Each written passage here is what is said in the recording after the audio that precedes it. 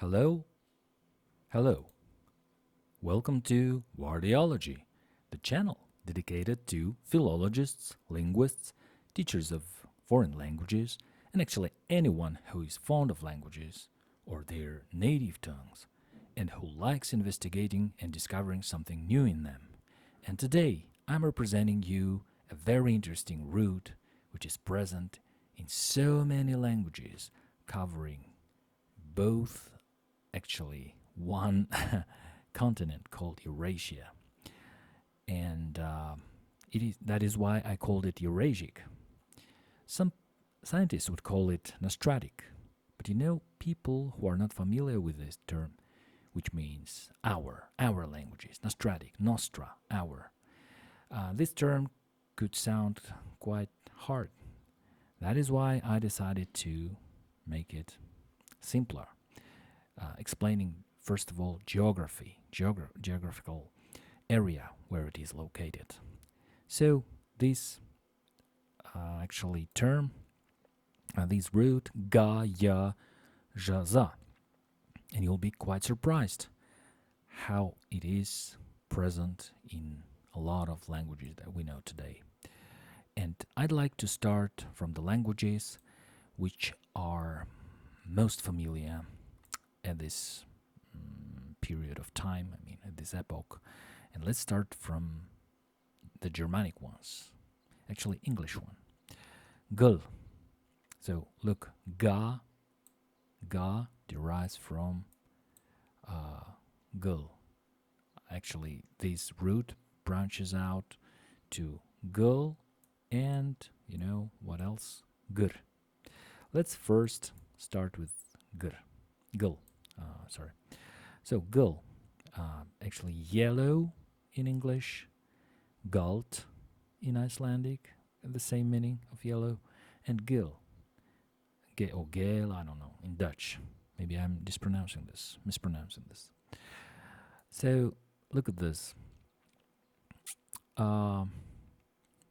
You might say, hey, how is it possible that yellow and gil and galt are related to each other?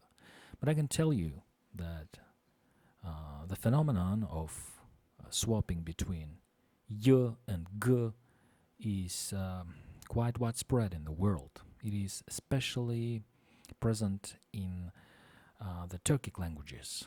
I will show that to you later. And another root is gr, also Germanic, which is gran, gran, and green in English. I did not take all of the Germanic words meaning these colors, just to not take your time, first of all. And you might think, hey, how is it possible that green and yellow are from one root actually, this g? And I can tell you that, yes, it's quite possible, because at ancient times, people were, developing their languages, and they couldn't have all of the terms at once. They had to invent some new sounds, new words to explain the environment they were living in. And that is why, time by time, they were adding something, they were changing something. Sometimes different dialects were joining into one language, and that is why, of course, they could have one root words but with different meanings. That is why yellow and green are actually, in my personal belief, is one rooted word. And because at those times, people could not distinguish yellow and green. I think they couldn't at once have this word to distinguish these two colors, and I think that they actually they used it. The same with the other Germanic languages. So it happened at the Germanic times. The Proto-Germanic times. And let's go to another so-called Indo-European languages. And I did not take a lot of. I just decided to show you the same green in, oh, not green, yellow in Slavic languages. Its root is zholt, or maybe zolt. So this is between zha and za root. So zhovty in Ukrainian. So I didn't write the suffix in here, and I used Cyrillics here instead of. I forgot to do that, to transliterate it into the Latin letters. So zhovty, zholty in Russian means yellow. So, and you can see that ga, zha, zha. So they are pretty similar. And another sound. Okay, sorry, the window has opened by itself. And we can go to another root, which is called, you know what, zelen, which means zilony. Zilony in Russian means green as well, and you can see that in different other Slavic languages. They sound pretty similar, quite the same actually. Zelena. These words are with suffixes, I guess, because I don't know those Slavic languages. I just left them as they were given on the internet.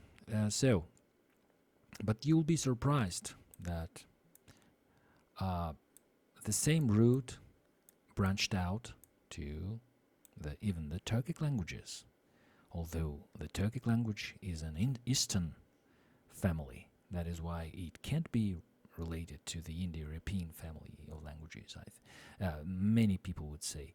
But I disagree with them. I should say that the Turkic languages have always been present in the whole Eurasia. That is why they could share the same roots. And so look at this. Ya and ja are also like jas, yash, jash, or yas. So they all sound pretty similar in different. I took just a few of them. Yeşil in Turkish, Rasal in Kazakh, and Yaşıl in Azerbaijani. Only three here, but believe me, they all sound almost the same. And this root means green. So you can see now how one root branched out into so many different languages, covering so many language families. And I'm inviting you to investigate it all with me, because the main theory of the Indo-European languages, I think, it's pretty disputable. And we should investigate it for truth, because we love truth, I think. Don't you? Thank you very much for watching. I think you have known a lot today. And if you want me to, continue on with these investigations, please write me comments and subscribe. Thank you very much. Goodbye.